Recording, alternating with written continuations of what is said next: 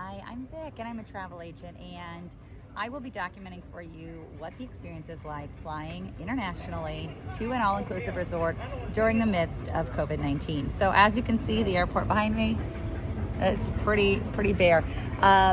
A few things to know just about the airport process, and obviously I will update this as I go through. Sanitizer, you are allowed to bring 12 ounces of hand sanitizer with you on your flight. So that can, of course, be above that 3 ounce that you are used to for packing. I did have an aerosol sanitizer with me as well, which did need to be checked and screened. So I would say just go with the regular sanitizer just in case. A few things to note. There are very few shops that are going to be open. So really plan on bringing food from home. If you follow my page, you know that I really suggest saving money by bringing your own water bottle. You can bring ice in that water bottle. So then you just have to find a station to fill it up. Bring your snacks. Think about the layovers. Think about the process to get off the plane, etc. So that would be the biggest piece of advice. You do not need to get here as early as you're used to because the crowds are not going to be there. I do have an afternoon flight, which does mean that it's probably a little quieter than it would be during the morning, but I think your typical rush and your normal 2 or 3 hours is definitely something, if you feel comfortable with, you can make a little bit more lax right now.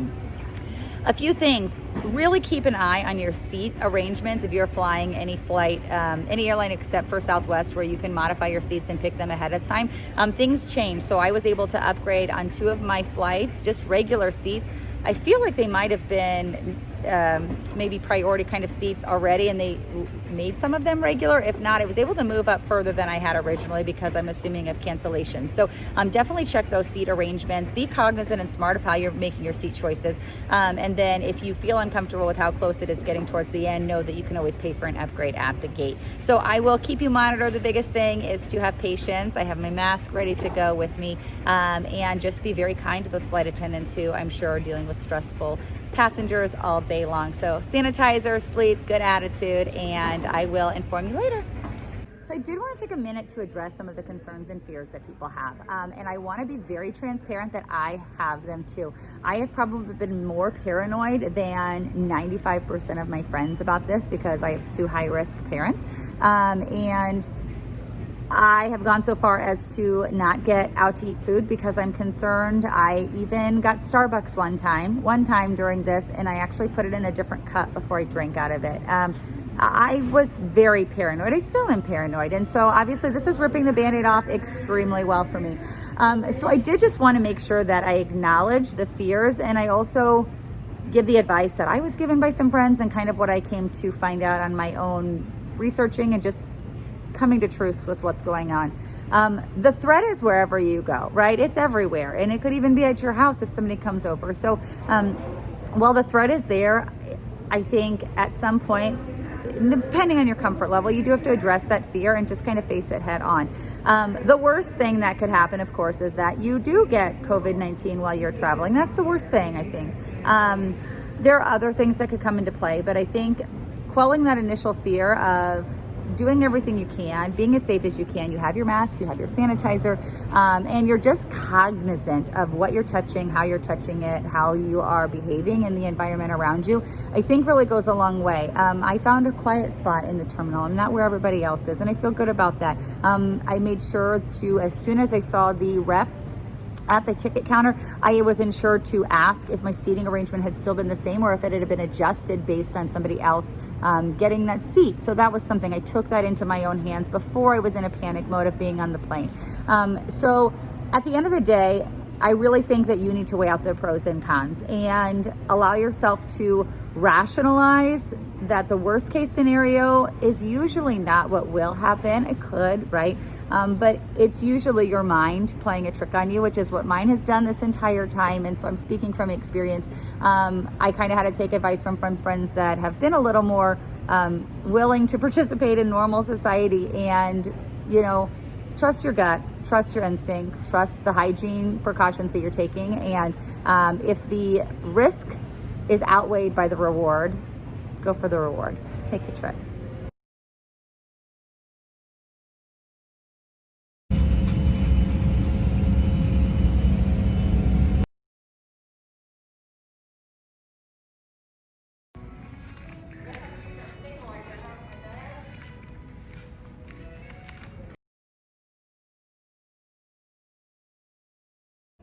Okay, we made it to Miami. So this is our layover before we head to Antigua.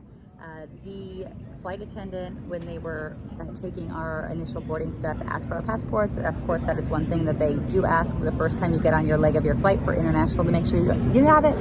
And he was very shocked that we were actually going international. It was his first person to actually have to ask a passport for in a while. So as far as the flight goes, we were on a smaller, like 2 seats on each side flight, which did feel a little bit cramped. So we actually did upgrade to go to first class just because it was a little too tight and the people around us were 2 and 2. So we were kind of boxed in.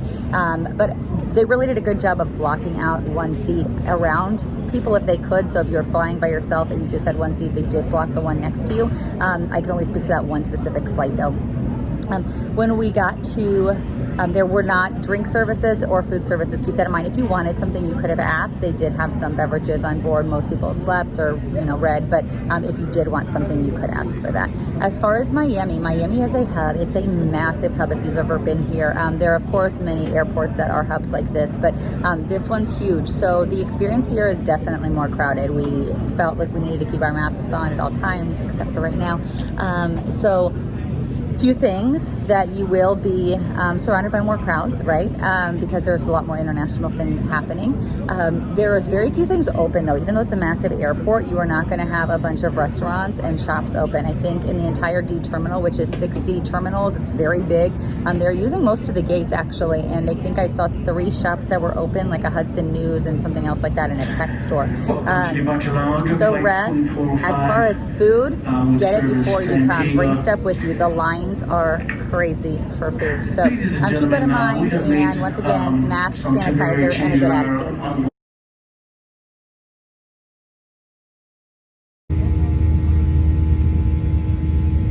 Next stop, Antigua.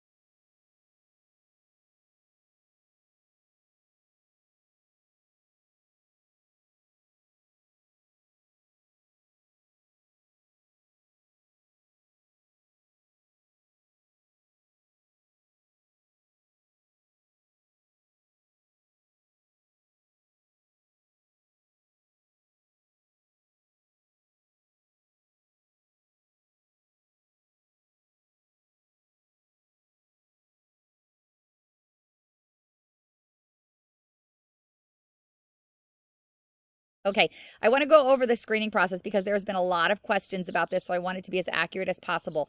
When you get off the flight, you will start seeing people that are wearing masks. Some were wearing face shields. Very minimal PPE, though, just pretty much like somebody in a standard business. The PPE did get a lot more intense the closer that you got to the actual screening process. So I can only speak for what I experienced firsthand, but I would assume that most people are going to have something similar as far as a sort of health screening prior to arrival. So please, the biggest thing is just be kind and courteous. We are the ones that are trying to have a vacation experience. They are just trying to simply protect their country and the resources that they have if COVID were to expand within their region. So they are going as fast as they can. They have a procedure in place that were set up by their health officials. And it's just really important, I think, that you respect everything that is going on around you. I think most passengers were very courteous and understanding. Others were annoyed, and that just makes you feel bad for those people that are doing their job to just stay safe. So in my situation, They, as social distance as they could and as procedurally as they could, they brought you down to do a temp screening. There was a dangling kind of camera, it looked like, but it was a temperature screen. They offered to do it twice if you didn't pass after the first 2 times, and they did do a thermometer to your head to check you for a fever. If you didn't pass that, I'm assuming, because I did see some additional photos that the government had put out from Antigua, there was a quarantine area that was outside. I can't tell you much about it because I didn't experience it. But if you were not to pass, I'm assuming the fever, or if some of your questions may have been a little too at higher risk, maybe based on jobs or based on how you answered health symptoms, there was a quarantine area. From my understanding, there would be a removal from the airport to a quarantine hotel until probably further testing and or evaluation of you by medical staff would be allowed to approve you to go. That would not obviously be ideal to have happen, but out of the safety of everybody around you and the staff and the resort that you are going to, it is in everybody's best interest. So after we had a temperature screening, then you submit the forms that kind of you answered about your previous health experience over the last 2 weeks, as well as your job. And then after that person has screened you, if they are fine with all of your answers, then we were sent to, they had 2 rooms with doctors, which you will see in full PPE from head to toe. And they administered the COVID testing. They did a full swab, which you will see. And it was at that point in time, 1 per couple did it. So in our room, they just said one of you has to do it. In another room, they did say that they looked at one specific spouse and said that you have to take the test. So I was able to get out of it. Thankfully, my husband took care of it for us. But other than that, that was the screening process. Once you were done with the test, they gave you how to give your information of where you'll be staying, how to contact you. We were told, I think in about 48 hours, we would have information if we did not pass the test. So if he was positive for COVID, we would have found out that way. After we were done with that, just like normal, we went to get our luggage. We went through customs, which was very easy because there was only 1 flight. Did your declarations. We went through and got our luggage, and then we submitted. Went through 1 more customs officer to give a form to, and then we were out of the airport. So that was the process. It really was easy. It wasn't bad. The COVID test wasn't too pleasant, but luckily I didn't have to do it.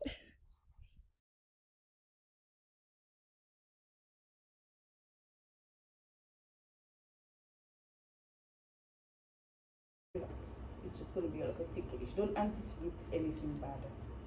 All right. Okay. Sorry.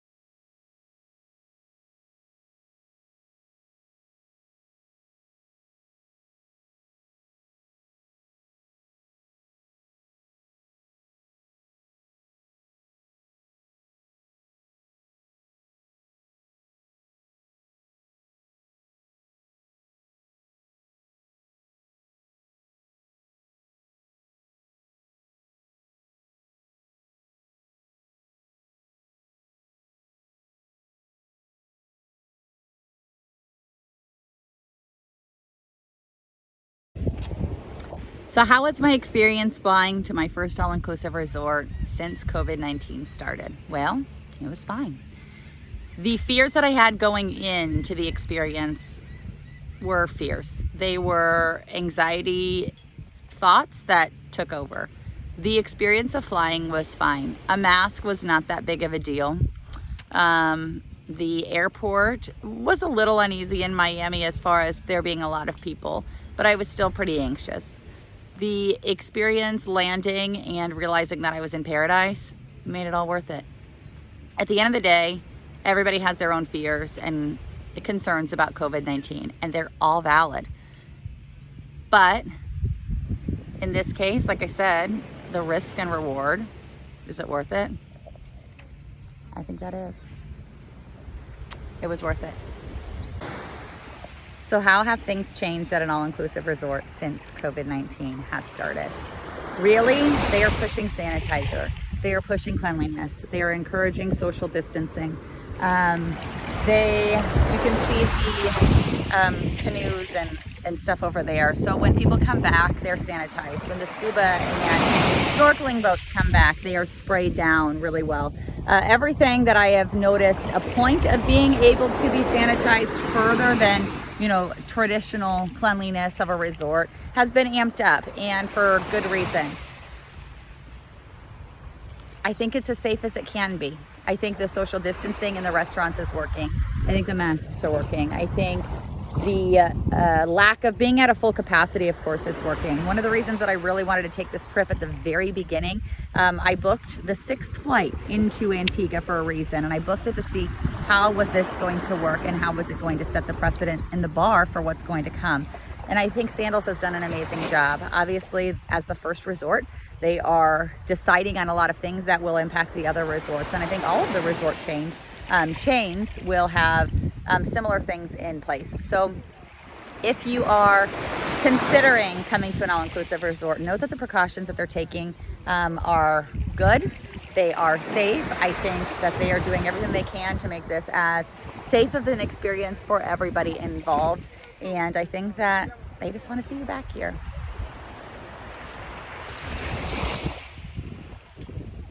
And I do too.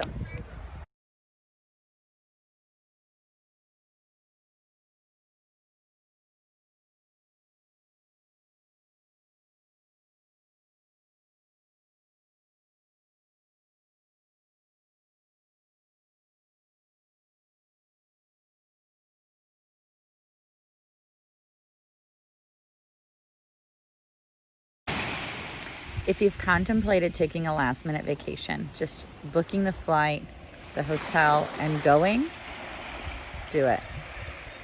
This is what you will see. There's nobody here. Nobody here. This has been my experience for the last hour, and quite frankly, pretty much the last 4 days. People don't want to travel right now. So if you are able to, you have the desire to, and you feel like you need to, do it. Book the last minute trip. I'll help you.